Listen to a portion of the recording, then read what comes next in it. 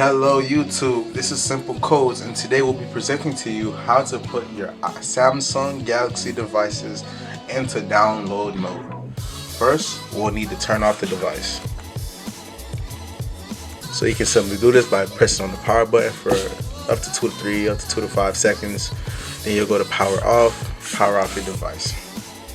After your device is completely powered off, now basically you'll want to hold a combination of the volume down, the home button, and the power button at the same time. This usually takes around, let's say, 2 to 3 seconds for the screen to boot up.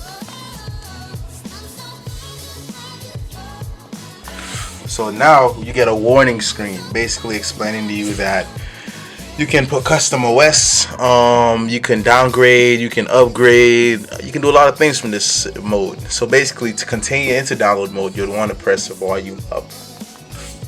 Now you're in download mode when you see this icon in front.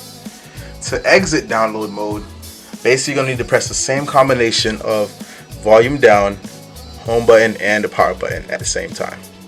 Now it's going to bring you to the same screen again. However, this time we'll press volume down to restart the device.